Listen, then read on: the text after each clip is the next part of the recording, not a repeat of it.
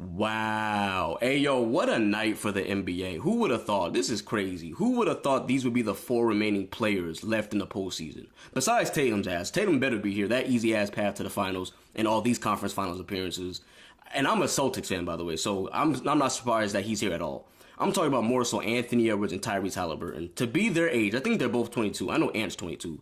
For them to be that young and to go into a high-style environment and win it on the road in the Game 7, you got to give credit to both of them, man, and the Pacers and Timberwolves in general. And it's crazy because I picked both of those series to go 7 games, but I picked the wrong winner for both series. I thought the Knicks would win and that the Nuggets would win. And the Shea conversation is over. You guys know I've been saying for the last year and a half Anthony Edwards is better than Shea. I don't give a damn about the poor shooting performance in Game 7. Shea's never even made it to a Game 7 in the second round, let alone the conference finals. Anthony Edwards is like damn near almost 4 years younger than Shea as well.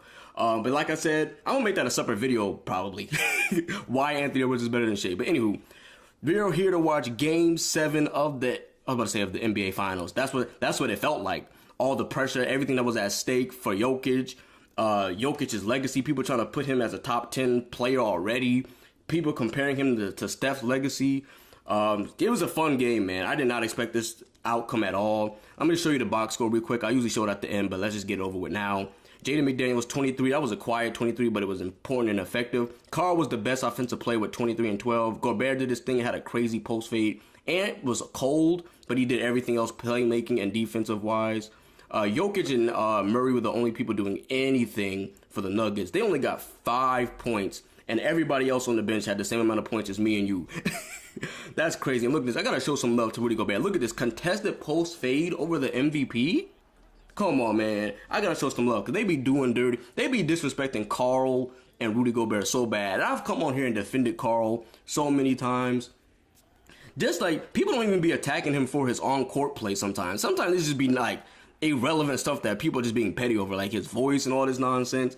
It's crazy, man. That dude is talented. Now, sometimes in the past, he was getting in foul trouble, played a little soft, but I always thought the criticism was always a little harsh on Carl and Rudy.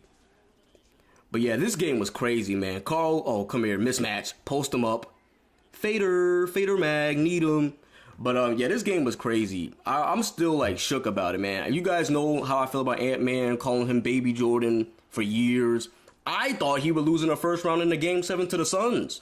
And then even when they blew the 2-0 lead in the Nuggets series, and the Nuggets went up 3-2, and I was talking about how the immaturity finally revealed itself, they really locked in Game 6 and 7, and they really stole it. They took it from the Nuggets, man. They really won this.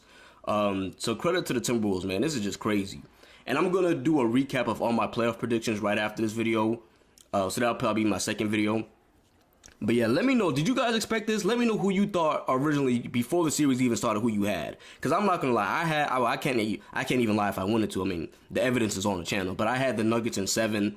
Now, when the Timberwolves won Game 6, I thought I was going to be right. I was like, ooh, this is going to be a perfect prediction. But I'm happy to be wrong. You guys know I'd rather be wrong and Anthony Edwards advance. So I'm loving this, man. I'm really loving this. By the way, I got Timberwolves over the Mavericks in 7. No cap. No cap. They're going to put Anthony Edwards on Luka and Jaden McDaniels on Kyrie, or vice versa. It's over. And who the hell on Mavericks is going to guard Anthony Edwards? Josh Green? Kyrie? Stop it.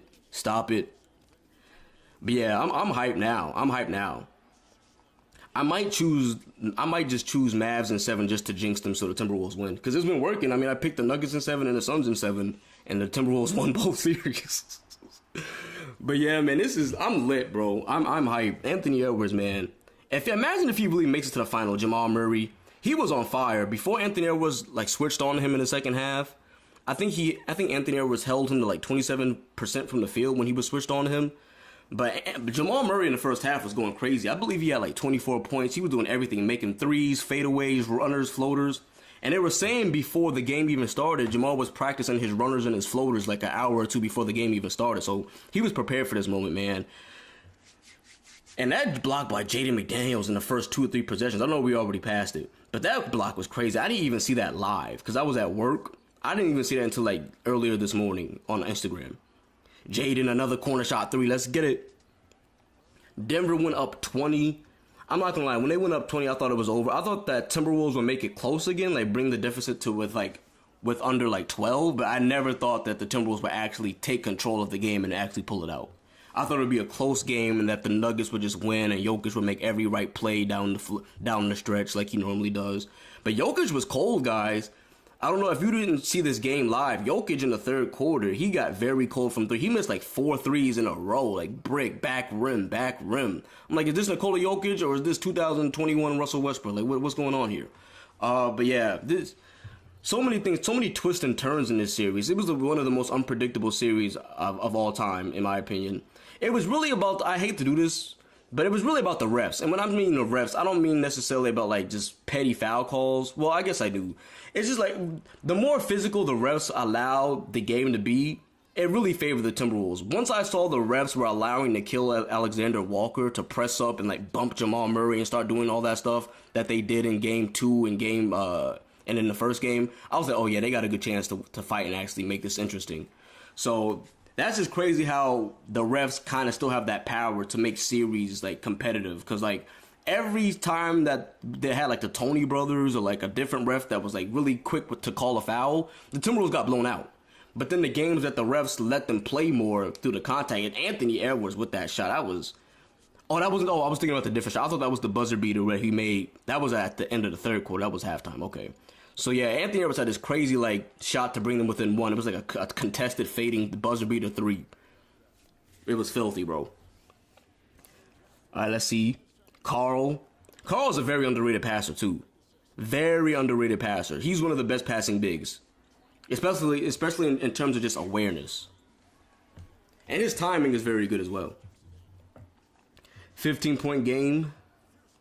Slowly climbing back. It really started on the defensive end, as it always does, or normally does with the Timberwolves. Their defense gets their offense going. It gets their best player going. It gets them all going, honestly. Anthony Edwards, slithering past the defense. Good pass. He was just making the right play. He never started. I mean, he forced some shots, but in the second half, he really, he became a really good playmaker. Even though the plays where he didn't get the straight up assist, the direct assist, he was making the swing pass. So if I had to give Anthony Edwards a letter grade for this game, overall I'll probably give him a B- or a C+.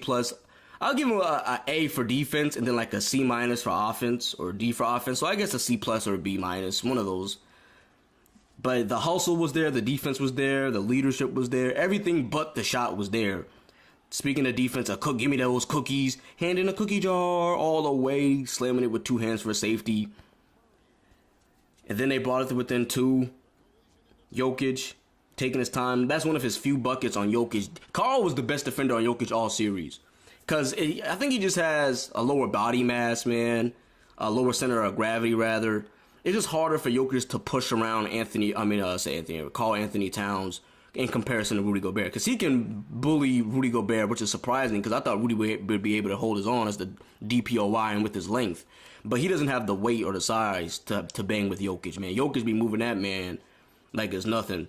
And right there, that was the shot I was talking about. Clock going down, 0.7 seconds left, reducing the deficit to 1 point. When he made that shot, I was like, ooh. The only thing that kind of sucks is I wish he had more of an efficient night. I wish he had dropped 30 or 40. Because I would be going way crazier on my Shea rant. I would be going crazier, talking so much more smack. But I still think Anthony Edwards is better. And it was one game. Don't let that cold shooting performance in Game 7 make you forget that he had 240 balls in this series. Like, let's not forget that. 3 ball.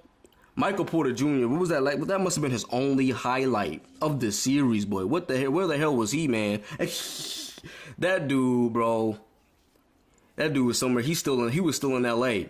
He never took the plane to Denver or to Minnesota. He was still stuck in L.A. Cause I ain't see him have a good game since they played the Lakers, man.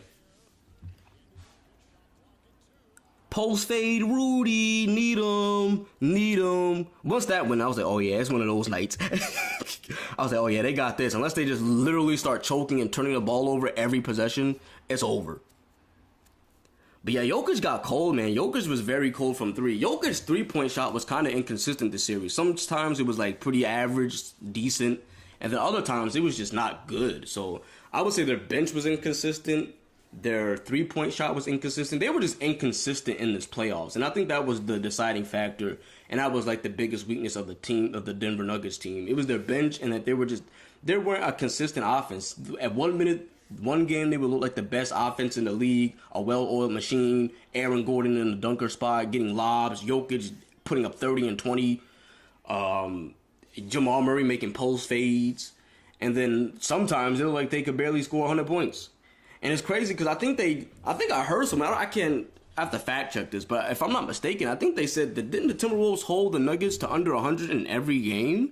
Get hype, Ant-Man. I ain't gonna repeat what he told that old white guy in the crowd, but we're gonna leave that alone.